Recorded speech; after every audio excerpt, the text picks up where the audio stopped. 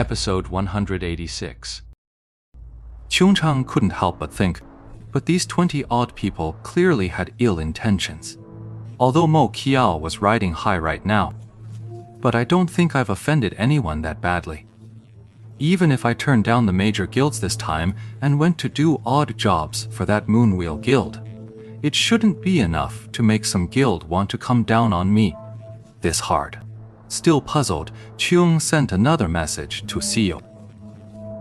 Are you sure none of those people are from the big guilds? Xi Jiao replied. Confirmed he's not on any of the major guilds' rosters. What's wrong? Judging by their posture, I suspect they're targeting Lord Grimm. Just who are these people? Outsider 1. Line Gorge Dangjang. They were disguised as a solo players granting levels. But they were clearly positioned to encircle anyone entering, or leave in the incense at a moment's notice. Has Lord Grimm offended anyone? I have no idea. Chuancheng was also baffled. Suddenly, he heard movement from that direction. Hidden behind the dirt mound, he quickly looked up. Just then, 5 figures emerged from the dungeon, their battle concluded. Who else could it be but Lord Grimm and his crew? Chuancheng hadn't even decided whether to give Lord Grimm a warning when that group of people moved. So they really were after Lord Grimm. Ha!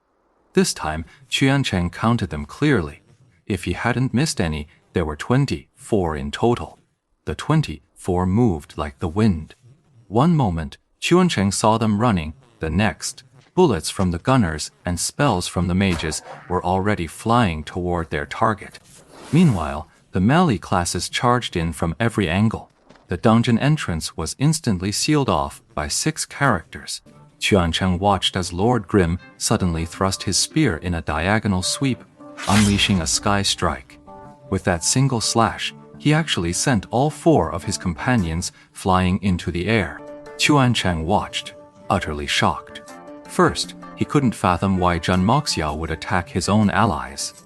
Second, he couldn't comprehend how a single sky strike could possibly launch 4 targets into the air at once.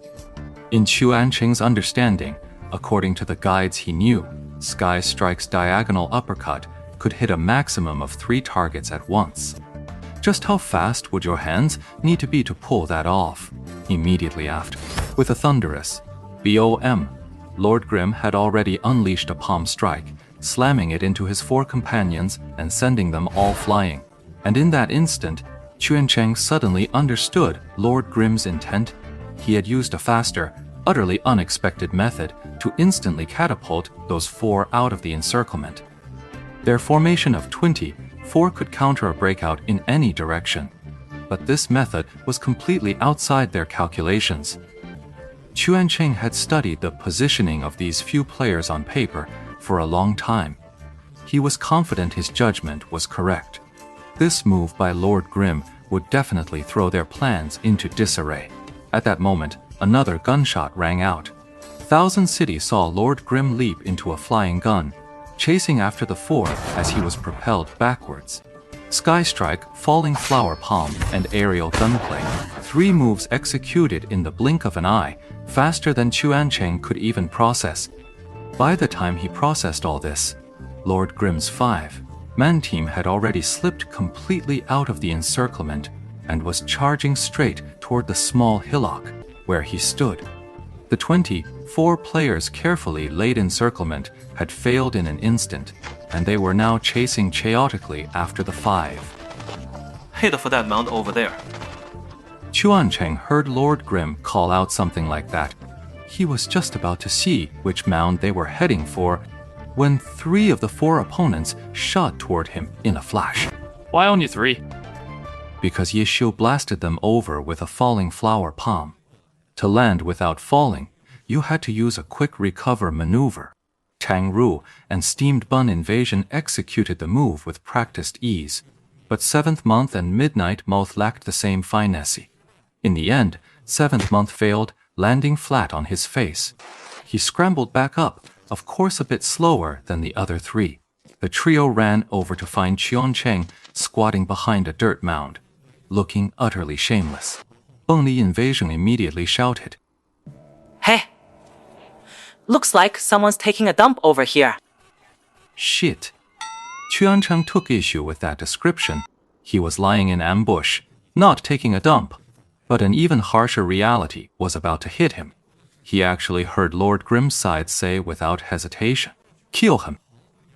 Yeah. Fuck. Cursing, Thousand City rolled backward. A crimson flash streaked past his eyes. The one who struck the fastest and fiercest was that female battle mage. Chuancheng instantly recognized the Crimson Spear as the level 30 purple tier weapon, Crimson Moon. That was close! I almost got launch! The spear thrust missed. Hang Yanru stepped forward to press the attack, but Chuancheng was no slouch. He rolled to his feet and countered with a sky strike. Han Yanru sidestepped the attack, then seamlessly shifted into a coordinated assault. Stealthily slipping behind Chuancheng, Steamed Bun Invasion smashed a brick into the back of his head. Zhan Moxiao, who had used a flying gun to escape a moment later, finally flew to the scene. With a single glance at Chuancheng, he recognized the ID. He quickly called out to Steam Bang. Hey, hold on, he's not with them. Chuancheng heard this and realized Zhang Moxiao seemed to know who they were. He asked eagerly, "You know who they are?" "Yeah, I've got a pretty good idea who they are." Can we run first and gossip later? Zhang Moxiao took the lead in the retreat, with the other 4 close behind. Chuancheng had no choice but to follow. Of the 20, 4 pursuers behind them. Ranged gunners kept up their fire. Chuancheng's frantic serpentine running made it impossible for them to land a clean shot. He caught up to the 5 like a streak of lightning, but then he heard Lord Grim giving the other 4 a lesson. Oh, right.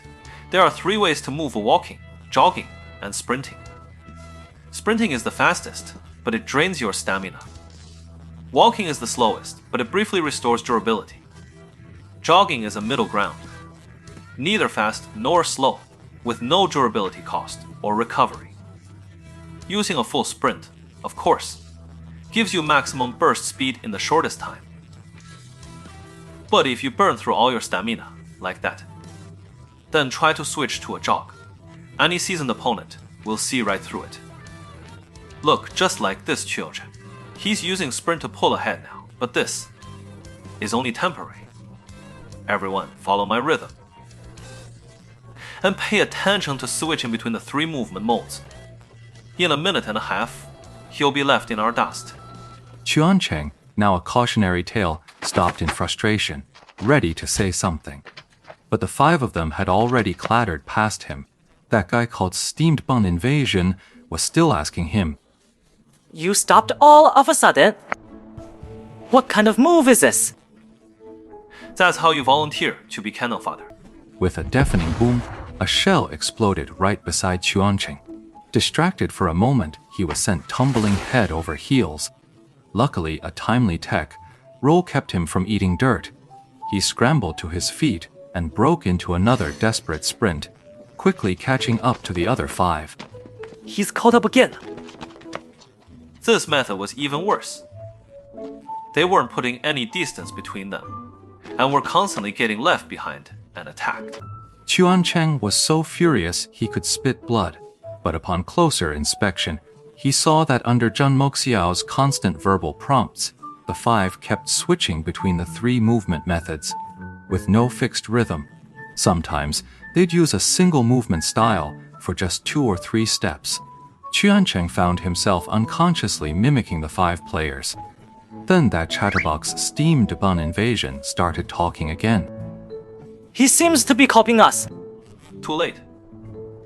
His starting durability is different from ours. He'll burn through it first and end up as cannon fodder anyway. Sigh. Poor stamina just won't cut it.